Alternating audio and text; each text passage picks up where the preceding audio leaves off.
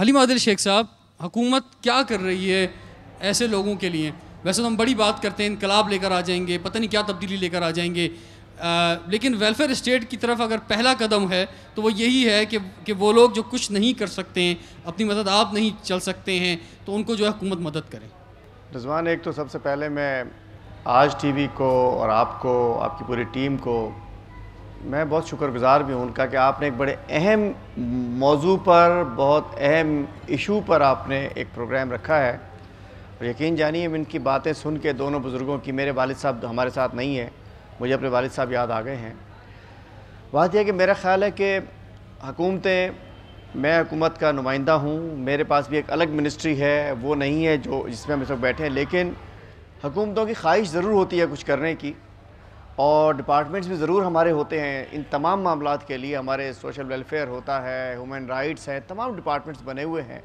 لیکن ہم سمجھتے ہیں کہ شاید اتنا ہم نہیں کر پا رہے جو ہمیں کرنا چاہیے۔ اور آج جو میں دیکھ رہا ہوں، میرا ڈپارٹمنٹ ریلیف کا ہے، اس سے میرا ڈائریکٹلی کوئی ایسا راستہ بنتا نہیں ہے،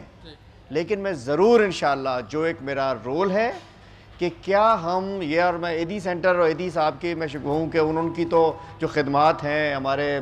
برنی صاحب ہیں وہاں سے، ان لوگوں کی جو خدمات ہیں ہیومن رائٹس میں، اس کو بھی ہم گورنمنٹ میچ نہیں کر پاتی ہے۔ میں چاہوں گا کہ آج سے میں ایک ڈائریکشن لے کے جاؤں کہ ہم ان کے لیے کوئی اولڈ ہاؤس بنائیں، اور اس میں انشاءاللہ یہ انیشیٹو میں لوں گا، اور اس پہ میں پیغام دیتا ہوں کہ اس کا اگر کچھ نہیں کرنا پڑا تو میں اپنے ڈپارٹمنٹس کی طرف سے ضرور ان کے لیے کچھ نہ کچھ ضرور ٹھیک ہے حلیم عادل شیخ صاحب، آپ یہ وعدہ کر کے جا رہے ہیں۔ ایک بہت بڑے آنر کی بات ہے ہمارے پروگرام کے لیے کہ جس طرح عبدالستار ایدی صاحب کا کام ہے، ان کی خدمات ہے، اسی طرح اس کے بعد ہم دیکھتے ہیں تو پاکستان میں انسانی حقوق کے حوالے سے، سماجی خدمت کے حوالے سے دو بڑے نام جو ہیں، انصار بنی صاحب اور ضیاء احمد اوان ایجوکیٹ صاحب، دونوں آج ہمارے ساتھ موجود ہیں۔ سر، آپ دونوں کا میں بہت شکریہ ادا کرتا ہوں، اور میں آج کے پروگرام میں شکریہ ادا کرتا ہوں آپ دونوں شخصیات کا پورے پاکستانی قوم کی طرف سے، کیونکہ کسی نے نہیں کہا کہ آپ یہ کام کریں، آپ اپنی مدد آپ کے تحت یہ کام کر رہے ہیں۔ ضیاء احمد اوان صاحب مددگار ہیلپ لائن بھی ہے آپ کی، تو آپ کیا سمجھتے ہیں، کس طرح سے دیکھ رہے ہیں جو بزرگ ہیں، خاص طور پہ جو بچے ان کو چھوڑ دیتے ہیں پاکستان میں، وہ اپنی آخری زندگی کس طرح گزارتے ہیں؟ دیکھیں، جو ہمارا کام ہے وہ ایدی صاحب کے کام کو تو پہنچنا بہت مشکل ہے، بیکاز یہ تو ہمارے لیے ایک کہتے ہیں نا کہ وہ سورس ہے ساری چیزوں کا، کہ جو انہوں نے ایک مشن کیا کہ پاکستان میں سوشل ورک اور سوشل ویلفیئر کے حوالے سے، ہم ہیومن رائٹس کے حوالے سے صرف یہ دیکھ رہے ہوتے ہیں کوئی پولیس تشدد ہے، باقی چیزیں، لیکن یہ جو کام ہے ایکچوئل ہیومن رائٹس تو یہ ہے جو میرا خیال ہے ہو رہا ہے، اور پرائیویٹ سیکٹر میں ہو رہا ہے۔ اور ابھی جیسے ہمارے دوست نے کہا کہ بھئی وہ اپنے طور پہ، کیونکہ یہ چیزیں دیکھ کے تو ہر آدمی کا دل باہر آ جاتا ہے کہ جو دیکھتے ہیں کہ جو پیرنٹس کے ساتھ جو ہمارا حال ہے، ہم اپنی وہ روایتیں کیوں بھول رہے ہیں، ہماری وہ تعلیمات کہاں چلی گئیں، وہ ساری چیزیں کہاں چلی گئیں۔ میرا خیال ہے یہ جو 2 انٹرویو یا 3 انٹرویو آپ نے دکھائے ہیں ابھی، اور جو ہمارے دوستوں نے بات کی ہے، ان کو پورے سوسائٹی نے جس طرح سے ایک ریجیکشن ہے ان کا، اور دوسری طرف ان کی ایکسیپٹنس ہے۔ ریجیکشن جو ان کا ہوا ہے، میں سمجھتا ہوں کہ یہ آج کے پروگرام کا ایک خاص موضوع ہے کہ باپ جو ہے اس کی کیا حیثیت ہوتی ہے۔ گو کہ کئی دفعہ آپ کو بہت ساری جگہوں پہ پیرنٹس بھی بہت ابیوزو نظر آتے ہیں، لیکن اس کا مطلب یہ نہیں ہے کہ وہ گھر سے نکال دیے جائیں، ان کو ریجیکٹ کر دیا جائے۔ میں سمجھتا ہوں کہ اس کے لیے کوئی وایا میڈیا، یہاں پہ جن چیزوں کی زیادہ ضرورت ہے اور جن لوگوں کو اس میں آپ کو شامل کرنا چاہیے، وہ ہیں جو سائیکالوجسٹ، سائیکیٹرسٹ، یہ لوگ کہاں ہیں جو ان لوگوں کو کاؤنسل کریں، ان کی فیملیز کو کاؤنسل کریں۔ میرا خیال ہے یہ ہمیں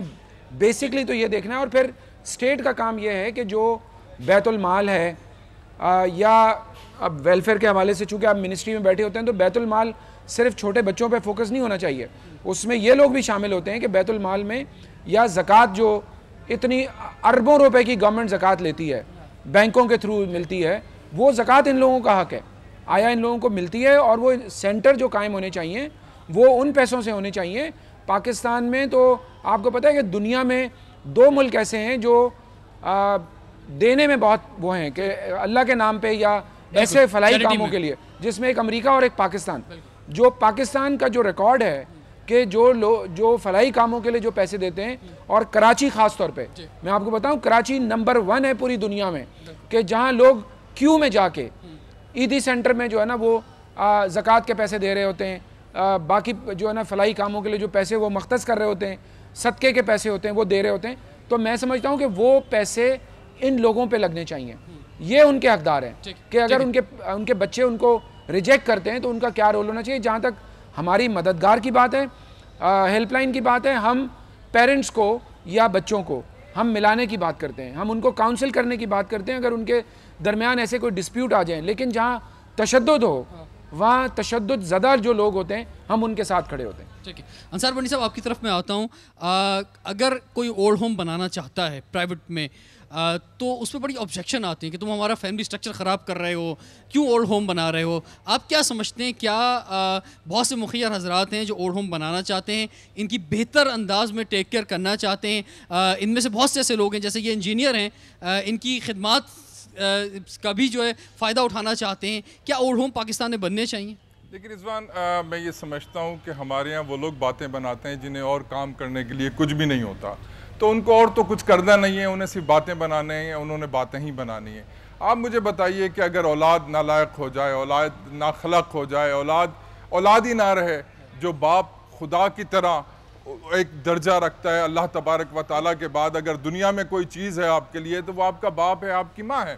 اگر آپ باپ کے نہیں ہیں تو آپ دنیا میں کسی کے نہیں ہو سکتے، یا باپ جیسا جو شخص ہے اگر آپ اس کے نہیں ہیں تو آپ دنیا میں کسی کے نہیں ہو سکتے. تو اگر ان کو نکال دیا جائے تو کیا ہم ان کو سڑکوں پہ مرنے دیں؟ کیا ہم ان کو فٹ پاتھوں پہ مرنے دیں؟ کیا ہم ان کو لاوارث چھوڑ دیں؟ تو میں یہ سمجھتا ہوں کہ ان کے لیے ضرور بننے چاہیے. اس کی وجہ یہ ہے کہ ہمارا معاشرہ جس تیزی سے آگے بڑھ رہا ہے، اس میں 2 میں وجوہات بتاؤں. ایک وجہ یہ ہے کہ وہ شاید جائیداد کا کوئی تنازع ہے یا گھر کے کوئی مسائل ہیں. ایک یہ بھی وجہ ہے کہ اگر میاں بیوی دونوں جاب پہ جاتے ہیں تو انہیں فکر ہوتی ہے کہ باپ گھر پہ اکیلا ہے تو اس کی دیکھ بھال کون کرے گا. تو اس کو یتیم خانے میں نہ ڈال دے اس باپ کو، بلکہ ان کے لیے اولڈ ہاؤسز ایسے ہونے چاہیے جیسے یورپ اور امریکہ میں ہوتے ہیں، جہاں ان بزرگوں کی عزت و آبرو محفوظ ہو، جہاں ان کا ایک احساس ہو، ان کے ساتھ کاؤنسلنگ ہو جیسے ضیاء نے کہا، حلیم صاحب نے کہا. تو ہمیں چاہیے کہ ہم ان لوگوں کی سرپرستی کریں. اگر حلیم عادل شیخ صاحب یا ان کی حکومت اس کو کرنا چاہتی ہے،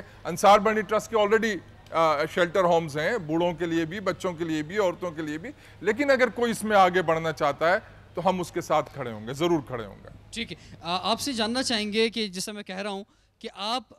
کیا کہنا چاہیں گے اپنے بچوں سے، یا آپ کیا کہنا چاہیں گے حکومت سے؟ کوئی مطالبہ ہے؟ آج فادرز ڈے ہم ایدی ہوم میں منا رہے ہیں، اور فادرز ڈے آپ سب فادرز ہیں، آپ کا کیا مطالبہ ہے؟ میری چھوٹی بہن تھی، ان کا لوگ اس کا چھوٹی بہن کا میرے اس سے پیار کرتا تھا، ان کا چھوڑ کے چلی گئی. ابھی 2-3 دن میں آیا ہوں یہاں، میرے ساتھ میری چھوٹی بچی نے ایسا کرتی ہے برتاؤ. جب میں نے 10ویں تک اسے پڑھایا کر کے، باقی اسی نے جاؤں گھر میں بولے یہ کیا ہے، یہ یوں کرتے، یہ یوں کرتے، ایسا کھانے کو دوڑ رہی تھی. مجبوراً میں جایا. بس یہی کہنا چاہتا ہوں کہ ماں باپ کی عزت کروں. آپ نے دیکھا کہ کیا جی جی وہ یہ ہے کہ جو بہت سارے پیرنٹس کو جو ہماری نوٹس میں جو بات آتی ہے، اور جو میں نے خود اپنی پریکٹیکل لائف میں دیکھا ہے، کہ جب بچے پڑھ لکھ جاتے ہیں اور ماں باپ پڑھے لکھے نہ ہوں یا انہوں نے بچوں کو پڑھایا ہے، تو پھر بہت سارے ڈفرینسز کریٹ ہو جاتے ہیں گھر میں. اور نارملی جو بچے ہیں وہ یہ کہہ رہے ہوتے ہیں کہ آپ ہماری مرضی کے کپڑے پہنیں، ہماری مرضی کے مطابق آپ زندگی گزاریں، جیسے ہم کہتے ہیں آپ ویسے رہیں. جو سینئر لوگ ہوتے ہیں ان کو آپ یہ سمجھا نہیں سکتے. اور میرا خیال ہے آج کے پروگرام کے حوالے سے میں ضرور یہ کہنا چاہوں گا ان بچوں کو خاص طور پہ کہ جو اپنے پیرنٹس کو اگر وہ کسی حال میں رہنا چاہتے ہیں تو آپ ان کو ان کے حال میں رہنے دیں. انہوں نے پوری زندگی اس طرح گزاری ہے، آپ ان کو چینج کرنے کی بات نہ کریں، کیونکہ چینج نہ کرنے کی وجہ سے اختلافات بڑھتے ہیں اور پھر موقع ملتا ہے کہ یہ ہماری مرضی کے مطابق نہیں چلتے، اور یہ ایک بنیاد بنتی ہے ماں باپ کے اس کے درمیان اختلاف میں.